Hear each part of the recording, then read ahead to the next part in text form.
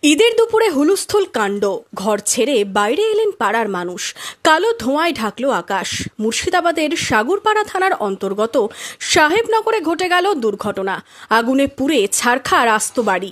খুশির ঈদে মুহূর্তের মধ্যেই নেমে এলো বিষাদ।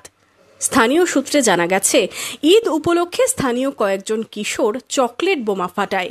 সেই আগুনের ফুলকি থেকে বড়সড় অগ্নিকাণ্ডের ঘটনা ঘটে যায় একটি বাড়িতে। খুশির ঈদের দিন, সেই ঈদের দিনে একটা বিষাদের ছায়া। আমরা দুপুরবেলায় বাচ্চারা বাজি ফোটাচ্ছিল, সে বাজির আগুন থেকে একটা বাড়িতে আগুন লেগে যায়, সমস্ত বাড়িটায় পুরো ছারখার হয়ে যায়।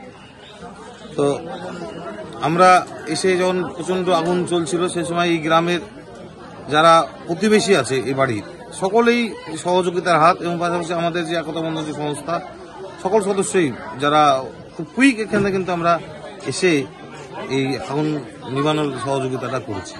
পুড়ে ছাই হয়ে যায় বাড়িটি, যদিও বাড়ির লোকজন পালিয়ে প্রাণে বাঁচেন। স্থানীয়দের প্রচেষ্টায় আগুন নিয়ন্ত্রণে আসে, তবে সর্বস্ব হারিয়ে মাথায় হাত ক্ষতিগ্রস্ত পরিবারের। খবর পেয়ে ঘটনাস্থলে যায় সাগরপাড়া থানার পুলিশ। অন্যদিকে নিষিদ্ধ বাজি বিক্রি নিয়েও প্রশ্ন তুলেছেন স্থানীয়রা। প্রশাসনের কড়া নজরের দাবি ওঠে। পুলিশ প্রশাসন যে স্ট্রিক্টলি বলে সমস্ত দোকানদারকে বাজি ব্যাপারে নিষিদ্ধ করা সত্ত্বেও দোকানদাররা এই বাচ্চাদের হাতে সামান্য অর্থ ইনকামের বাজি বিক্রির জন্য তারা ভাবছে না ব্যাপার।